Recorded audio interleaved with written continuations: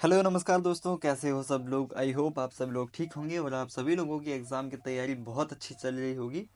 तो ये है हमारा प्रीवियस ईयर एग्ज़ाम एनालाइज का पार्ट 4 है, जिसमें हम दिल्ली पुलिस कांस्टेबल 2023 और 2020 की वैकेंसी के सभी शिफ्ट के पेपर एनालाइज करेंगे और ये देखेंगे कि किस शिफ्ट में से किस सब्जेक्ट के कितने क्वेश्चन बन रहे हैं, किस सब्जेक्ट का कितना वेटेज है और किस सब्जेक्ट में किस टॉपिक में से सबसे ज़्यादा क्वेश्चन बन रहे हैं। जैसा कि अब तक हमने 3 पेपर देख लिए हैं और ये पेपर मैंने पहले पढ़ लिया है, तो मुझे सबसे ज़्यादा जो क्वेश्चन मिले हैं, एक तो हो गया आपका अनुच्छेद टॉपिक। अगर जैसे पहले सब्जेक्ट की बात करें तो हिस्ट्री और पॉलिटी इकोनॉमी, इन 3 सब्जेक्ट से सबसे ज़्यादा आपके क्वेश्चन दिखे हैं।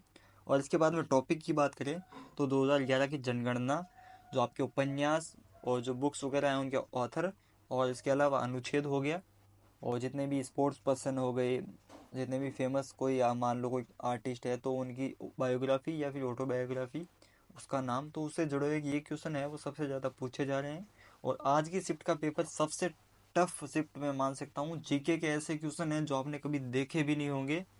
अगर कैसा भी स्टूडेंट है, कितना भी ब्रिलियंट जीके में स्टूडेंट है ना, वो 30 से ज़्यादा मार्क्स इस पेपर में नहीं ला सकता है। तो पूरा आपको पेपर देखना है। तो दोस्तों ये है हमारी जो 15 नवंबर 2023 की शिफ्ट है। जो पहली शिफ्ट है 9 बजे से 10:30 बजे तक की आपकी पहली शिफ्ट थी। इसमें आपको टोटल 90 मिनट का टाइम मिलता है। टोटल आपके 100 क्वेश्चन होते हैं और 100 मार्क्स का आपको आपका जो पेपर होता है। तो इसमें हमारा पहला क्वेश्चन हम देखेंगे। आपका पहला क्वेश्चन है, कृषि मंत्रालय की पीआरएस रिपोर्ट के अनुसार 2015-16 तक देश के खाद्यान्न उत्पादन में किन दो फसलों का योगदान 78% था। तो इसमें आपका ऑप्शन नंबर 1 गेहूं व चावल राइट आंसर है। वैसे कॉमन सेंस से है वो, हम ये इसमें क्वेश्चन राइट कर सकते हैं। बाकी ये पुराना, बहुत पुराना डेटा है, लगभग 2015-16 का डेटा है, तो इतना याद रख पाना बहुत मुश्किल होता है। अगला क्वेश्चन नंबर 2, वर्ष 2019 में पद्मश्री से सम्मानित नर्तकी नटराज एक भारतीय नृत्यांगना है। तो ये हो गया आपका भरतनाट्यम से। ये वैसे जितने भी ये पद्मश्री, पद्म विभूषण, पद्म भूषण के जो अवार्ड हैं उनसे जुड़े हुए भले ही कितने ही पुराने क्वेश्चन हो, वो आपके लिए इंपॉर्टेंट है, बट याद रखना थोड़ा मुश्किल होता है। अगला है क्वेश्चन नंबर 3, शक एक भारतीय शब्द है जिसका प्रयोग सीथियन नामक लोगों के लिए किया जाता है जो कि मूल रूप से संबंध रखते हैं। ये इसमें हो गया आपका मध्य एशिया। अगला आपका क्वेश्चन नंबर 4, मुगल अधिकारी अमल गुजार मुख्य रूप से किसका कार्य करते थे। तो ये हो गया आपका भू राजस्व एकत्रित करने का। आपको इस पेपर में ऐसे ऐसे क्वेश्चन देखने को मिलेंगे जो आपने कभी देखे भी नहीं होंगे। ऐसे ऐसे क्वेश्चन आपको इसमें पेपर में मिलेंगे। अगला क्वेश्चन नंबर 5, निम्नलिखित में से कौन कीमोथेरेपी को सही ढंग से व्याख्यायित करता है। तो ये हो गया आपका ऑप्शन नंबर 2, चिकित्सीय प्रयोजन के लिए रसायनों का उपयोग। वैसे कीमोथेरेपी है वो आपकी कैंसर में की जाती है, कैंसर में ये आपकी काम करती है। अगला क्वेश्चन नंबर 6, महारानी एलिजाबेथ द्वितीय के राज्याभिषेक समारोह में प्रदर्शन के लिए निम्नलिखित में से पद्म भूषण पुरस्कार विजेता नर्तकियों नर्तकों में से किसे बुलाया गया था। तो ये हो गया आपका कुमारी कमला। अगला है क्वेश्चन नंबर 7, हिंदू मंदिर का अंतरतम पवित्रतम स्थल जहाँ प्रमुख देवी देवताओं की मुख्य जो मूर्ति रखी जाती है कहलाता है आपका गर्भगृह। ऑप्शन नंबर 3 राइट आंसर होगा। अगला क्वेश्चन नंबर 8, कोयला, पेट्रोलियम और मिट्टी का तेल किसके उदाहरण है। तो ये हो गए आपके ऑप्शन नंबर 3 जीवाश्म ईंधन। अगला क्वेश्चन नंबर 9, निम्नलिखित में से किसे तबला उस्ताद के रूप में जाना जाता है। तो ये फेमस कलाकार आपके हो गए उस्ताद जाकिर हुसैन। अगला हमारा क्वेश्चन है जो कि उपन्यास से जुड़ा हुआ है, जो कि एक बहुत ही फेमस उपन्यास है, ट्रेन टू पाकिस्तान। ये आपका लिखा था खुशवंत सिंह ने। अगला क्वेश्चन नंबर 11, नकदी पाश की परिघटना मुद्रा की मांग के निम्नलिखित में से किस पहलू पर आधारित है। तो ये आपका ऑप्शन नंबर 4 कल्पित। इकोनॉमी का क्वेश्चन है, काफ़ी डीप से क्वेश्चन पूछा गया है। अगला है क्वेश्चन नंबर 12, अराकान और शान किस देश के मान्यता प्राप्त मानव जातीय समूह है। तो इसमें हो गया आपका म्यांमार। जैसे शान तो मैंने भी कभी नहीं सुना, लेकिन अराकान के बारे में पता है कि ये म्यांमार से संबंध रखता है। अगला क्वेश्चन नंबर 13, किस संवैधानिक संशोधन अधिनियम ने सर्वोच्च न्यायालय और उच्च न्यायालयों में न्यायाधीशों की नियुक्ति की कॉलेजियम प्रणाली को प्रतिस्थापित कर दिया है। तो ये हो गया आपका 99वां संविधान संशोधन अधिनियम। तो एक अपना टॉपिक साइड में लिख लो, एक पेज बना लो, उसमें इंपॉर्टेंट टॉपिक्स है वो लिखते जाओ। जिसमें पहला आप लिख लो भारत की जनगणना 2011, क्योंकि नया डेटा भी है नहीं तो आपके लिए वही भी इम्पोर्टेंट है। इसके अलावा संविधान संशोधन बुक एंड ऑथर, ये इतने इम्पोर्टेंट टॉपिक है, एक क्वेश्चन आपको पेपर में देखने को मिल ही रहा है इसमें। अगला क्वेश्चन नंबर 14, निम्नलिखित कथनों की सत्यता के संबंध में सबसे उपयुक्त विकल्प का चयन कीजिए। भारत में ज्वारीय ऊर्जा के विकास की अपार संभावनाएं हैं। और 2 है, हिमाचल प्रदेश के मणिकरण में एक भू तापीय ऊर्जा संयंत्र चालू किया गया है। तो ये इसमें आपको दोनों एकदम राइट आंसर है। अगला क्वेश्चन नंबर 15, विश्व में हरित क्रांति के जनक कहे जाने वाले नॉर्मन बोरलॉग किस देश से संबंधित है? तो ये हो गया आपका यूएस। और जैसा कि इस क्वेश्चन में दे रखा है कि विश्व में हरित क्रांति के जनक कहे जाने वाले नॉर्मन बोरलॉग, यानी कि विश्व में हरित क्रांति के जनक कौन है? Norman Borlaug. किसी शिफ्ट में इस तरह से भी क्वेश्चन पूछा जा सकता है कि विश्व में हरित क्रांति के जनक कौन थे, तो आपको जो प्रीवियस ईयर क्वेश्चन है वो ऐसे इस तरह से हेल्प करते हैं। अगला क्वेश्चन नंबर 16, मदर टेरेसा ने निर्मल हृदय धर्मशाला की स्थापना क्यों की थी? इसमें हो गया आपका एक ऐसी जगह प्रदान करने के लिए जहां गंभीर रूप से बीमार लोग शांति से मर सके। तो क्वेश्चन नंबर 17 हो गया आपका किसके द्वारा उत्पादित सभी अंतिम वस्तुओं और सेवाओं का कुल बाजार मूल्य सकल राष्ट्रीय उत्पाद है? तो ये आपका एक समयावधि में देश के निवासियों के द्वारा। अगला क्वेश्चन नंबर 18, भारतीय संविधान के अनुच्छेद 25 में प्रदान की गई अंतःकरण की स्वतंत्रता को निम्नलिखित में से किन 2 अनुच्छेदों द्वारा मजबूती प्रदान की गई है? तो इसमें हो गया आपका अनुच्छेद 27 और अनुच्छेद 28। काफ़ी टफ क्वेश्चन है, जिसने लक्ष्मीकांत बुक पढ़ी होगी सिर्फ वही ये क्वेश्चन कर सकता है, क्योंकि सारे जितने भी ऑप्शन है वो सभी मतलब आसपास के हैं, कोई अंदाज़ा भी नहीं लगा सकता, कोई टिप्पा भी इसमें नहीं लगा सकता। और लूसेंट की बुक में ऐसा कहीं भी ये क्वेश्चन नहीं दिया हुआ है जिस तरह का क्वेश्चन पूछा गया घुमा फिरा के। अगला क्वेश्चन नंबर 19, भारत में अनुबंधित सिविल सेवाओं के लिए अर्हता प्राप्त करने वाले पहले भारतीय कौन थे? तो ये हो गया आपका सत्येंद्र नाथ टैगोर। अगला क्वेश्चन नंबर 20, मूल संविधान में 395 अनुच्छेद थे जो कितने भागों में विभाजित थे? यानी इसमें आपके संविधान के भाग पूछे गए हैं। तो अनुच्छेद हो गए 395, तो फिर आपके भाग हो गए 22, अनुसूचियां हो गई 12। अगला क्वेश्चन नंबर 21, सिकंदर के आक्रमण के फलस्वरूप निम्नलिखित में से किस वंश का उदय हुआ? तो ये हो गया आपका मौर्य वंश। अगला क्वेश्चन नंबर 22, निम्नलिखित में से किस संविधान संशोधन अधिनियम ने अनुच्छेद 38 में संशोधन किया जिसे राज्य के नीति निर्देशक सिद्धांतों के तहत गिना गया और जिसने राज्य को आय, स्थिति, सुविधाओं, अवसरों और असमानताओं को कम करने का निर्देश दिया?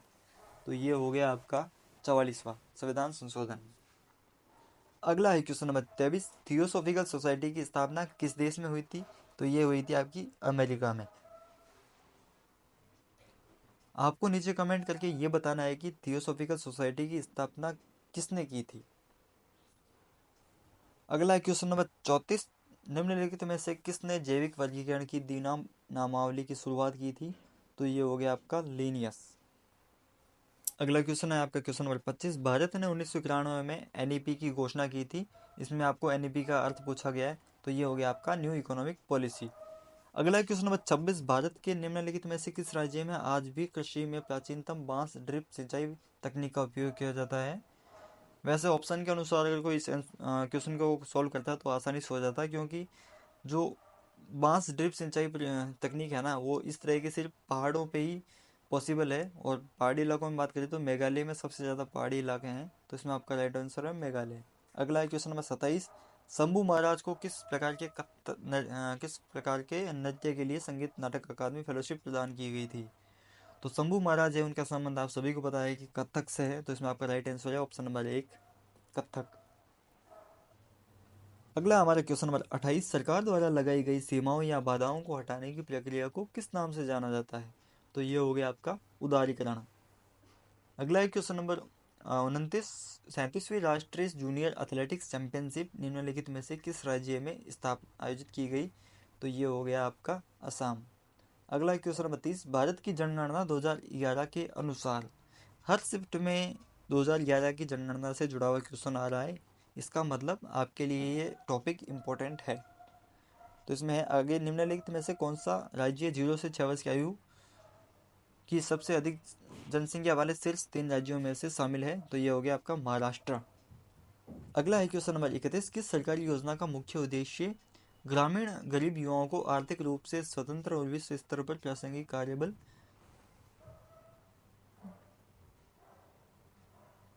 प्रदान करता है, इसमें मुझे दिख नहीं रहा है इसमें क्योंकि इसमें लोगो आ गया उस वजह से। तो इसमें आपका ऑप्शन नंबर 4 है दीनदयाल उपाध्याय ग्रामीण कौशल योजना। सरकारी योजनाएं हैं, उन जैसे ही लॉन्च होती है जो भी पुरानी इंपॉर्टेंट है उनको नोट डाउन करके रखो और उनका बार बार रिवीजन करते रहो। अगला है क्वेश्चन नंबर 32, किस पूर्वोत्तर राज्य द्वारा पर्यटन को बढ़ावा देने के लिए प्रमुख रूप से अहिया विंटर फेस्टिवल आयोजित किया जाता है? तो ये आपका किया जाता है मेघालय में। अगला है क्वेश्चन नंबर 33, प्रथम पैरा एशियाड की मेजबानी निम्नलिखित में से किस देश ने की थी? तो इसमें आपका ऑप्शन नंबर 3 चीन। ये आपका करंट अफेयर का क्वेश्चन होगा। अगला है क्वेश्चन नंबर 34, निम्नलिखित में से कौन सी हस्ती एक पुरस्कार विजेता मोहिनीअट्टम नृत्यांगना है? तो ये हो गया आपका नीना प्रसाद। और पिछली शिफ्ट थी, शायद सेकंड शिफ्ट हो सकती है अब 14 नवंबर की, जिसमें भी नीना प्रसाद से जुड़ा हुआ एक क्वेश्चन आया था। अगला क्वेश्चन नंबर 35, संदीप दास निम्नलिखित में से किस ताल वाद्य यंत्र को बजाने के लिए फेमस है? तो संदीप दास का संबंध है वो तबला से, वो एक तबला वादक है।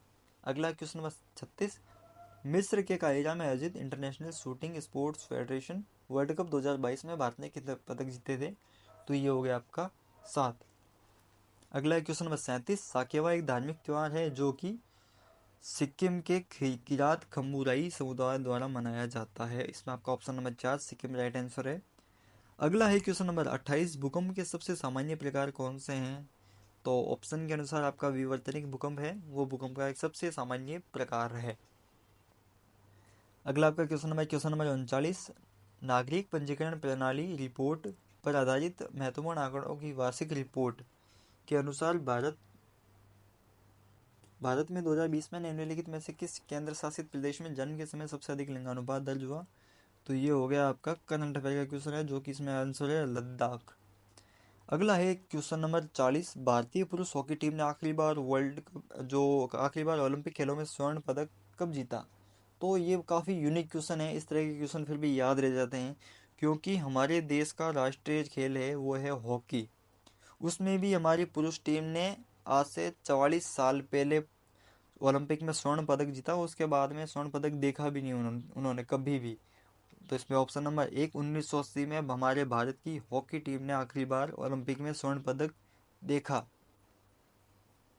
अगला क्वेश्चन नंबर 41, भारतीय संविधान के किस अनुच्छेद के तहत मौलिक कर्तव्यों का उल्लेख किया गया है? तो ऑप्शन नंबर 1 अनुच्छेद 51A। अगला है क्वेश्चन नंबर 42, बक्सर के युद्ध में अंग्रेजी सेना का नेतृत्व किसने किया था? तो ये हो गया आपका हेक्टर मुनरो। तो आप लोग ऐसा करो, अपने 4-5 पेज में है ना जितने भी ये युद्ध है ना वो युद्ध लिख लो, कब हुआ था, किन के बीच में लड़ा गया था, और युद्ध में कौन सी संधि हुई थी। क्योंकि युद्ध से जुड़े हुए क्वेश्चन हर एग्जाम में आ रहे हैं, हर शिफ्ट में आपके बन रहे हैं, चाहे वो दूसरे एग्जाम की बात करें तो रेलवे एग्जाम हो गया या स्टेट का कोई भी एग्जाम हो, तो युद्ध के बारे में आपका एक क्वेश्चन हर पेपर में देखने को मिलता है। युद्ध आपको ये वाले याद रखने, अपने घर के अपने पड़ोसियों के युद्ध है वो याद नहीं रखने, क्योंकि आपको वो जल्दी याद होते हैं, इस तरह के याद रखना है जिनसे आपका सिलेक्शन हो। अगला क्वेश्चन नंबर 43, पूर्वी भारत में हरित क्रांति लाना नामक योजना कितने पूर्वी राज्यों में लागू की जा रही है? तो ये आपका करंट अफेयर का क्वेश्चन बनता है, इसमें ऑप्शन नंबर 3 राइट आंसर है। 7, निम्नलिखित में से कौन सा भाग संरचना स्तूप के सबसे ऊपरी भाग में होता है? तो ये आपका हर्मिगा। अगला क्वेश्चन नंबर 45, अलाउद्दीन खिलजी के दक्षिणी सैन्य अभियान का नेता कौन है? तो ये हो गया आपका मलिक काफूर। अगला क्वेश्चन नंबर 46, एक विलियन में 450 ग्राम जल में 50 ग्राम शर्करा है तो विलियन के द्रव्यमान प्रतिशत द्वारा द्रव्यमान के संदर्भ में सांद्रता का परिकलन कीजिए। तो ये आपका 10% है। बाकी जिन्होंने केमिस्ट्री अच्छे से पढ़ रखी है सिर्फ वही इस तरह के क्वेश्चन कर सकते हैं, बाकी इस तरह के क्वेश्चन छोड़ना सबसे अच्छा है। अगला है क्वेश्चन नंबर 47, निम्नलिखित में से किस भारतीय खिलाड़ी ने एज अगेंस्ट ऑड्स शीर्षक से आत्मकथा लिखी है? तो ये हो गई आपकी सानिया मिर्जा।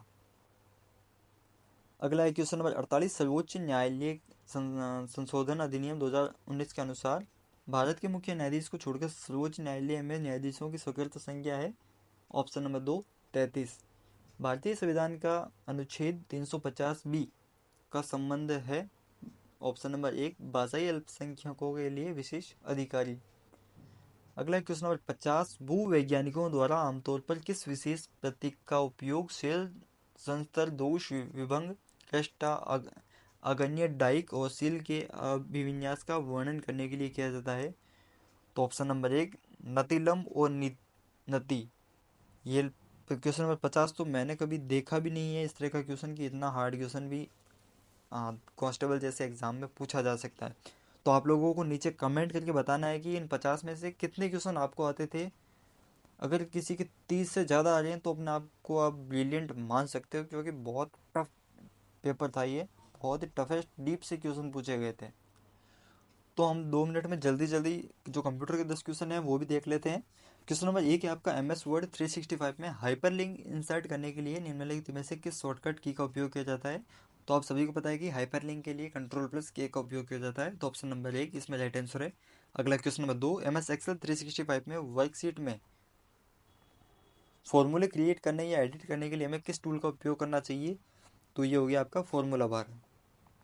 अगला क्वेश्चन नंबर 3, ईमेल में CC फील्ड का उद्देश्य क्या है? तो इसमें हो गया आपका ऑप्शन नंबर 4, ऐसे अतिरिक्त प्राप्तकर्ताओं को शामिल करना जिन्हें सूचित रखा जाना चाहिए। अगला क्वेश्चन नंबर 4, MS वर्ड 365 में निम्नांकित आइकन किसे निरूपित करता है? तो ये हो गया आपका राइट अलाइनमेंट। अगला आपका क्वेश्चन है क्वेश्चन नंबर 5, माइक्रोसॉफ्ट वर्ड 365 में कौन सा टेक्स्ट अलाइनमेंट विकल्प टेक्स्ट को बाएं मार्जिन पर संरेखित रखता है? बाएं को इंग्लिश में कहते हैं लेफ्ट, तो लेफ्ट अलाइन। अगला है क्वेश्चन नंबर 6, निम्नलिखित में से कौन सा एक निजी नेटवर्क है जो आमतौर पर बाहरी पार्टियों जैसे व्यापार भागीदारों और आपूर्तिकर्ताओं और प्रमुख ग्राहकों के लिए खुला होता है? तो ये हो गया आपका एक्स्ट्रानेट। अगला क्वेश्चन नंबर 7, इस स्प्रेडशीट में एक नई रो या कॉलम जोड़ने के लिए निम्नलिखित में से कौन सी कार्रवाई की जानी चाहिए?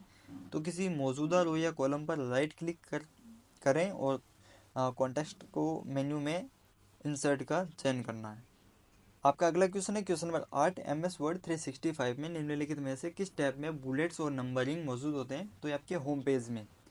क्वेश्चन नंबर 9 है, MS एक्सेल 365 में सेल्स की रेंज को आरोही क्रम में सॉर्ट करने का सही तरीका है? सॉर्ट डायलॉग बॉक्स में ऑर्डर सेक्शन में असेंडिंग विकल्प को सेलेक्ट कीजिए। लास्ट आपका क्वेश्चन है, निम्न माइक्रोसॉफ्ट वर्ड 365 में पेज सेटअप मेन्यू में ओरिएंटेशन ऑप्शन आपको क्या बदलने की सुविधा देता है? तो option number 2, page layout, portrait या लैंडस्केप। इस शिफ्ट में आपका जीके का लेवल है जो बहुत हार्ड दिया गया था, लेकिन कंप्यूटर का लेवल है बहुत इजी है। सिर्फ एक क्वेश्चन है जो मुझे याद दिया है, बाकी 9 क्वेश्चन इसमें से मेरे भी पढ़े हुए हैं। तो इस तरह शिफ्ट में ऐसा होता है कि किसी एक सब्जेक्ट का लेवल थोड़ा हार्ड कर दिया जाता है, बाकी सारे सब्जेक्ट को नॉर्मल कर दिया जाता है। तो दोस्तों नीचे आपको कमेंट करके बताना है कि पेपर का लेवल कैसा था और कितने क्वेश्चन आपने राइट किए। तो मिलते हैं अगले वीडियो में, तब तक के लिए गुड बाय।